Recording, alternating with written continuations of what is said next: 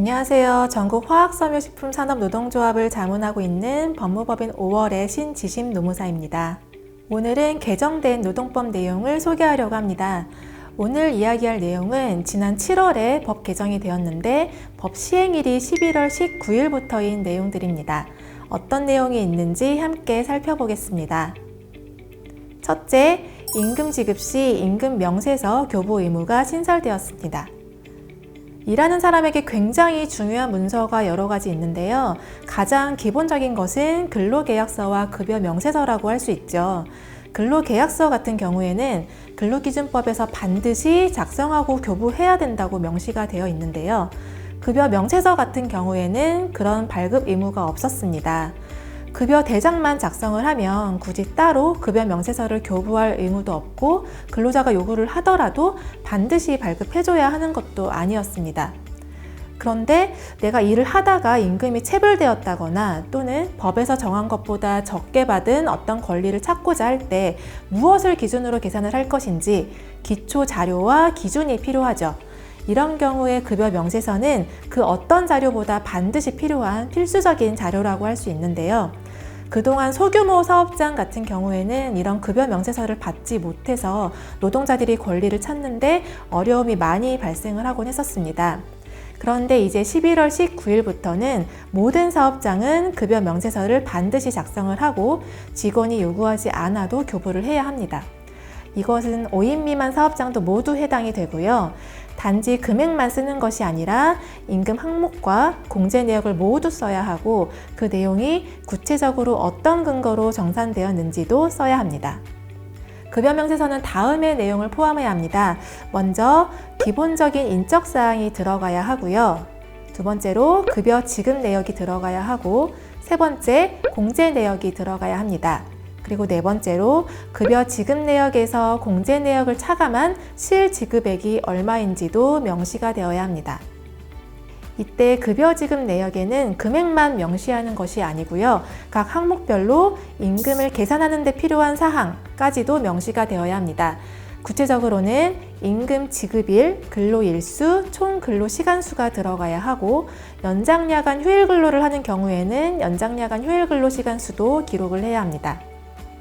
급여 명세서의 발급은 일반적인 문서 출력 형태도 가능하고요. 이메일 같은 전자문서도 가능합니다.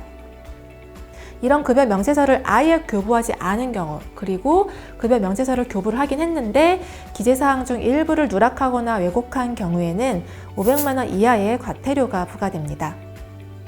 둘째, 임신기간 중 출퇴근 시간을 변경하는 것이 가능해졌습니다. 현재까지 근로기준법에서는 임산부의 근로시간에 대해서 근로시간을 단축하는 것이 가능했습니다. 즉, 하루 동안 일하는 근로시간 자체를 줄이는 것입니다.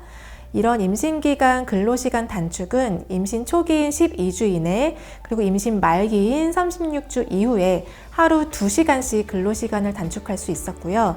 근로시간을 단축해도 임금이 삭감되지 않습니다. 그런데 이제는 이러한 근로시간을 단축하는 것 이외에도 출퇴근 시간대를 아예 바꾸는 것도 선택할 수 있게 되었습니다. 임신기간 중 아무 때나 신청 가능하다는 점이 근로시간 단축 제도보다는 좀 나은 점이고요.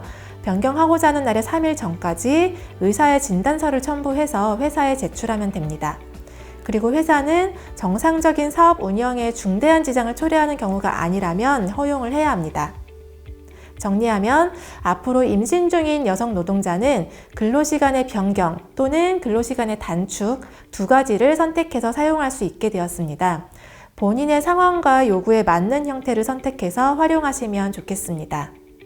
셋째, 임신기간 중에 육아휴직을 사용할 수 있게 되었습니다.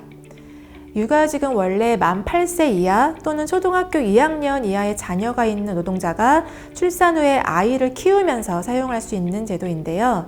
11월 19일부터는 출산을 하기 전인 임신기간 중에도 사용이 가능하게 되었습니다. 현재 출산휴가는 90일이고 육아휴직은 1년입니다.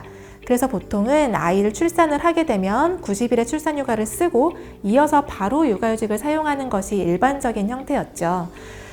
그런데 사실 임신 중에도 임신을 건강하게 유지하기 위하여 임산부가 휴식을 취해야 하는 일이 자주 발생하게 되는데요. 출산휴가도 아무 때나 자유롭게 신청해서 쓸 수가 없고 사용 시기와 요건에 제한이 많기 때문에 임산부가 쉬려면 개인의 연차휴가를 활용하거나 무급휴직을 신청해야 했었습니다. 이런 현실을 보완하기 위해서 육아휴직을 임신 중에도 사용할 수 있게 한 것입니다. 이때 사용하는 휴직은 육아휴직 1년의 범위 안에서 사용이 가능하고요. 청구 사유와 청구 횟수에는 제한이 없고 필요시 언제든지 청구하여 사용할 수 있습니다. 육아휴직은 원래 2번까지만 분할해서 사용할 수 있었는데요. 이 임신 중에 사용하는 육아휴직 같은 경우에는 이 분할 횟수에서 제외가 됩니다. 그래서 좀 더 자유롭게 쓰실 수가 있겠습니다. 그림을 참고하시면 좋겠는데요.